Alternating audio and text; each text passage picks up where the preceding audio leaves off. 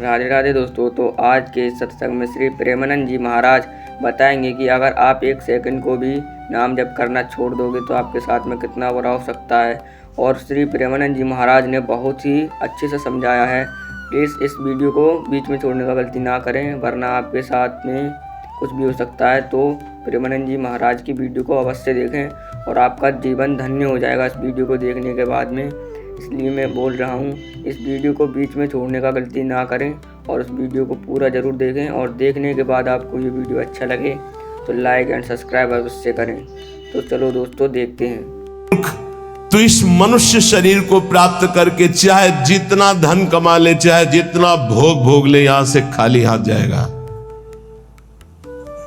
तेरे नेत्र बस रूप देखने में, इंद्रियां भोगों में, शरीर नाना प्रकार की वासनाओं में लगाए हुए हो, क्या तेरे हाथ लगेगा? नरदेह मिदम बहु साधना कम। अरे बहुत प्रकार की साधना करके इसको पावन करके भगवत प्राप्ति कर ले, इसलिए मानव देह मिली हुई है। किनको भगवत प्राप्ति होती है? कैसे आचरण होते हैं जिनसे भगवत प्राप्ति होती है? बोले भगवत साक्षात्कार के लिए ये बातें अवश्य होना चाहिए। पहला, गुरु चरण आश्रय। दूसरा, गुरु मंत्र नाम का अनुष्ठान। तीसरा, गुरु की आज्ञा के अंतर्गत साधु सेवा। चौथा, भजन में प्रतिदिन उत्साह बढ़ाना और दुखों को धैर्यपूर्वक सहना। मंत्रानुष्ठान, नामानुष्ठान, संत सेवा, उत्साह, धैर्य, ये गुरुदेव के शासन में रहकर पक्का भगवत साक्षात्कार हो जाएगा। यदि गुरुदेव के शासन में रहकर अहंकार न करे तो। अगर गुरुदेव का शासन न स्वीकार करे तो ये साधन करते हुए अहम पुष्ट हो जाएगा और किसी न किसी महापुरुष का अपराध बन जाएगा, जिससे आपका भजन निष्फल हो जाएगा, भगवत साक्षात्कार नहीं हो पाएगा।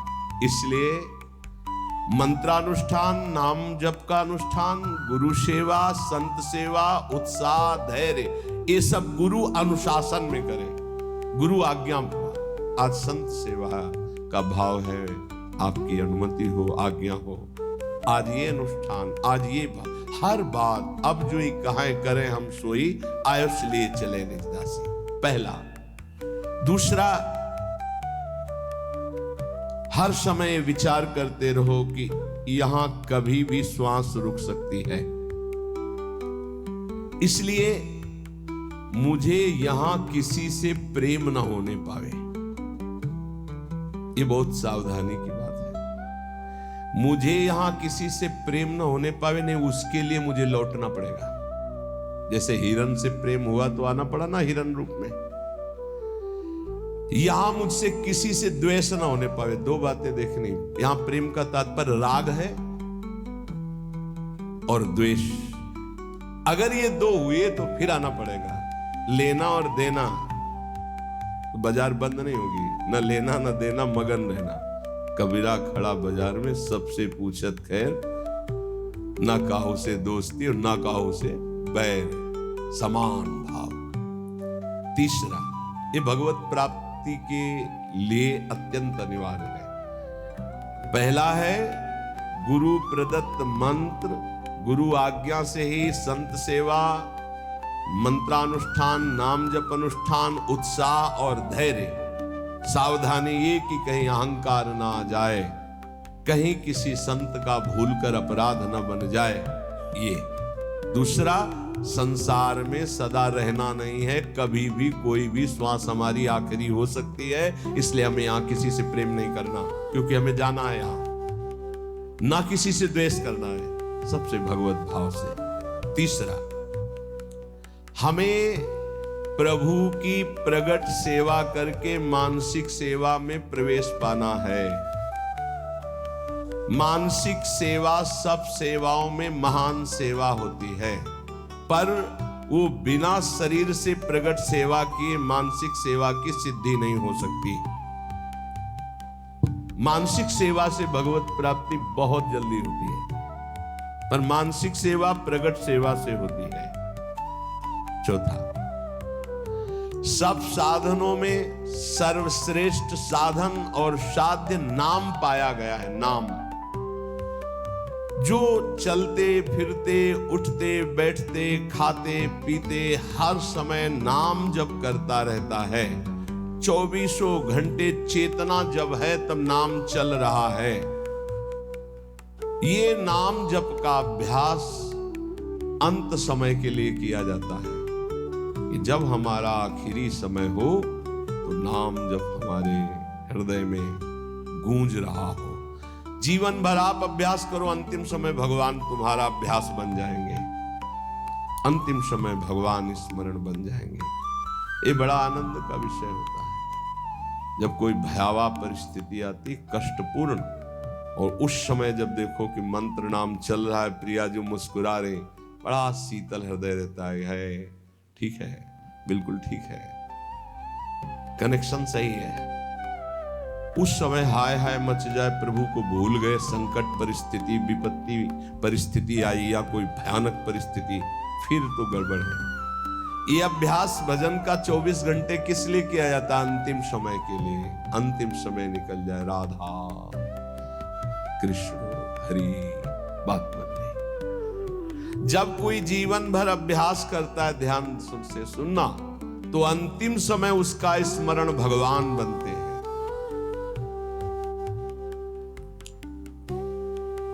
भगवान में अनन्य भाव आ जाना, बस बिल्कुल भगवत साक्षात्कार होने वाला ही है। ये अंदर की बात है, जबान की नहीं है। अंदर से अनन्यता केवल अपने आराध्य देव की अब दर्शन होने वाले ही है। शरणागति का मर्म है पूर्ण आत्मसमर्पण। ये आत्मसमर्पण बिना गुरुदेव के नहीं होता है। आत्मसमर्पण करना भी हमको नहीं आता, वो गुरुदेव की कृपा से ही होता है। प्रभु प्रेम के सब साधन एक तरफ और आत्मसमर्पण एक तरफ। जीव ही आत्मसमर्पण दृढ़ होता है, तेव ही उपासक के नेत्रों के सामने युगल सरकार झलकने लगते हैं। इसलिए हर समय नाम जप, भगवद आश्रय और ये विचार कि श्वासों भर या जियब की करे प्रतीति न कोई, ना जाने फिर श्वास को आवन होए न होए। राधा राधा राधा। अगर हमारी यही आखिरी श्वास है तो हमारा काम बन गया। आखिरी श्वास किसे कहते हैं समझना। जैसे हम बोले राधा, अब हम बोलने लायक नहीं रहे, 4 दिन जिए तो ये हमारी आखिरी श्वास मानी जाएगी। क्योंकि 4 दिन हम मूर्छित पड़े रहे, हमारे द्वारा कोई सत्कर्म या असत्कर्म नहीं बना, आखिरी शब्द था राधा, तो उस विधान के अनुसार उसका आखिरी शब्द उसका परम कल्याण कर देगा।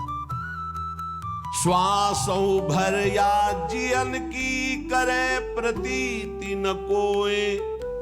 एक श्वास और जीऊंगा इसका विश्वास नहीं है। ना जाने फिर श्वास को आवन होए न होए। इसलिए वर्तमान की श्वास में राधा राधा। परिजन भाई बापू देखे देखत नित मरत, अमर मोह बस आप याते अचरज कवन बड़। तुम देख रहे हो सब जा रहे हैं, क्या तुम नहीं जाओगे? तो हर श्वास को सार्थक क्यों नहीं कर रहे हो? सोई निषिद्ध अरुत्याज सो जाते बिसरे नाम। वही निषिद्ध है, वही त्याज्य है, वही दुश्मन है जिसके संग से नाम भूल जाए। त्याग सूत्र ये राख मन विधि जपिबो हरि नाम। सबसे बड़ी विधि है नाम निरंतर चल रहा है। सबसे बड़ा निषेध है जिस व्यक्ति वस्तु स्थान के संग से नाम छूटे उसको त्याग दो। उसका संग मत करो। जाके संग कुमति मति उपजे, करत भजन में भंग, तजोरे मन हरि विमुखन को संग। जीने को फल पी तबहि जब 8 पहर तब नाम, पी तेरो सुमिरन बिना जीवो कौने काम। प्यारे, तेरे जीवन का परम लाभ यही कि हर समय तेरी जिह्वा से नाम चलता रहे। यदि नाम नहीं चल रहा तो तेरा जीना बेकार, किस काम का जीना। इसलिए कुछ प्रश्न हैं बहुत उत्तम, जिनके सारांश में उत्तर हैं, जो हमारे परमार्थ में बहुत सहयोगी हैं। दीनता और नम्रता भगवान को बहुत प्रिय है, इसका क्या लक्षण है? तो बोले जिसके अभिमान का संपूर्ण अभाव हो चुका है, उसी में दैन्यता और नम्रता आती है। दैन्यता और नम्रता भगवान को बहुत प्रिय है, इसका क्या लक्षण है? तो उत्तर, जिसके अभिमान का पूर्ण रूप से अभाव हो गया है। कर्म किसे नहीं बांधते हैं? भगवत प्रेमी महात्मा को या ब्रह्मबोध संपन्न महात्मा को, दो के ऊपर कर्म विधान लागू नहीं होता। सिद्ध महापुरुष भगवत प्रेमी या सिद्ध महापुरुष ज्ञानी तत्वबोध, इन दो के ऊपर कोई भी कर्म लागू नहीं होता, ना संचित कर्म, ना प्रारब्ध कर्म, ना क्रियमाण। तो कह दोगे कि बड़े बड़े सिद्धों के शरीरों में तो शरीर है क्या? वो सिद्ध हो चुके, शरीर से परे हो चुके, कोई भी कर्म उनको बांध नहीं सकता। बकाया सब कर्म के बंधन में बंधे, दो ही मुक्त हैं, या तो भगवत प्रेमी महात्मा या तत्वबोध संपन्न ज्ञानी। तो दोस्तों देख ही सकते हो कितनी अच्छी तरह से प्रेमानंद जी महाराज हम सबको समझा रहे हैं। तो इस वीडियो को बीच में छोड़ने का गलती ना करें, इस वीडियो को पूरा अवश्य देखें। और अभी तो प्रेमानंद जी महाराज बहुत ही रहस्यमय बात बताएंगे, इसलिए इस वीडियो को बीच में छोड़ने का गलती ना करें, इस वीडियो को पूरा अवश्य देखें। तो चलिए देखते हैं। पुण्य नाश का हेतु क्या है? पुण्य कैसे नष्ट हो जाते हैं? जब कोई अहंकार में भरकर अपने पुण्य की चर्चा करता है, उसी समय सारे पुण्य नष्ट हो जाते हैं। ध्यान देना, वो वृंदावन गए थे, 100 संतों को फिर रबड़ी और खीर पवाई और फिर 100 दक्षिणा भी दी। अरे हम कहा तुझे तो चलता ही रहता, फिर एक एक सेव और महात्मा लोग तो कह रहे थे जैसा तुमने पवाया वैसा तो आज तक पाया ही नहीं। सब गया तुम्हारा, सब गया, जो तुमने किया था सब नष्ट हो गया। ध्यान देना, पुण्य नष्ट कैसे हो जाते हैं? अहंकार में भर करके अपने किए हुए पुण्यों का वर्णन करने से पुण्य नष्ट हो जाते हैं। बहुत ही लाभदायक प्रश्न उत्तर है। 4 लोग बैठे, वो प्रयाग गए थे तीर्थ, संगम में 4 बजे स्नान किया, फिर ऐसा सर्दी तो थी पर हमने कहा ऐसा, और हमने दान भी दिया, वो सब जा रहा है, सब नष्ट हो रहा है। कभी अपने सुकृतों को, अच्छे कार्यों को, भगवत कार्यों को प्रकाशित ना करें। पता नहीं लोगों के दिमाग में क्या भरा रहता है। अपने पुण्यों की गाथा अपने मुंह से अहंकार भर के जो करोगे वो सब नष्ट हो जाएगा। ध्यान देना, पुण्य क्षीण कैसे होते हैं? गुणों का अभिमान करके, गर्व करके पुण्यों का वर्णन करने से पुण्य क्षीण हो जाते हैं। गर्व करके अपने तपस्या, अपने सुकृतों का वर्णन करने से तत्काल वो सब नष्ट हो जाते हैं। महाभारत में प्रसंग है महाराज ययाति के भ्रष्ट होने का। केवल गर्व करके बोल दिया ऐसा ऋषि न पीछे कोई हुआ है न आगे ऐसा होगा, तत्काल खोपड़ी के बल स्वर्ग से नीचे ढकेल दिए गए। सब ऋषियों का अपमान करने के कारण, गर्व भरे सुकृत वचन बोलने के कारण तुम्हारे पूरे पुण्य खत्म हो चुके, सब नष्ट हो गए। पुण्य क्षीण कैसे होते हैं? अभिमान भरकर अपने पुण्यों की चर्चा करने से। बहुत संभलना, लुटेरे बहुत हैं। आप गए थे, अच्छा लगा होगा वृंदावन में, क्या क्या जैसे ठाकुर जी रखे वैसे चलो, नहीं सत्संग की हो गए, भजन साधन कुछ, क्या सत्संग भजन साधन, ठाकुर जी जैसे। बस किसी को अपनी थैली मत पकड़ाओ, नहीं सब खत्म कर देगा वो। हाँ वो गए थे फिर ऐसा फिर वैसा, नहीं चुप शांत, क्या ऐसे जैसे हम अपनी असत गलतियों को कभी प्रकाशित नहीं किए। तो सत्य बातों को क्यों प्रकाशित करें? ये तो अच्छी बात है, इसको छुपाओ। असत्य बातों को प्रकाशित करो। मेरे जैसा नीच कैसे, ऐसा ऐसा हमसे हो गया। हिम्मत हो तो बोलो, बोलने की हिम्मत नहीं होगी क्योंकि दुर्गति होनी है। जो पुण्य बचे उनको बोल बोल कर खत्म कर दिया जाता है। शुद्ध भाव, भगवत भाव किसके हृदय में जागृत होता है? जो सबसे ममता शून्य होता है। ध्यान रखना, भगवत भाव किसके हृदय में जागृत होता है? जो सबसे ममता शून्य होता है। सबकी ममता ताग बटोरी, मम पद मन ही बांध पर डोरी। देखते एक एक प्रश्न और छोटे उत्तर महान चीज है। संसार के बंधन का कारण क्या है? व्यक्ति वस्तु स्थान में दृढ़ आसक्ति। मैं इस वस्तु के बिना नहीं जी सकता, मैं इस व्यक्ति के बिना नहीं जी सकता, मैं इस जगह के बिना नहीं जी सकता। बंधन का कारण क्या है? वस्तु, व्यक्ति, स्थान की दृढ़ आसक्ति। धन्यवाद का पात्र कौन है? जो समदर्शी ब्रह्मदर्शी महापुरुष है। समदर्शी वासुदेवा सर्वमिति, जो सर्वत्र भगवान को देखता है, वो धन्यवाद का पात्र है। महान श्रेष्ठ पुरुष किसे कहते हैं? जो अहंकार नष्ट कर चुका है अपना, वही महान पुरुष है। अहंकार रहित हुआ ही महान पुरुष है। ये जन्म मरण के चक्कर को पुष्ट करने वाली साकल क्या है? साकल माने बांधने वाली। बोले भोगों की वासना ही ये साकल है जो जीव को बांधती है। सुख प्राप्ति का उपाय क्या है? नाम जप करते हुए भोगों की तृष्णा का त्याग करना। तृष्णा कहते हैं भोगे हुए भोग को बार बार भोगने की इच्छा का नाम तृष्णा है। फिर प्रश्न सुनो, सुख कैसे प्राप्त हो?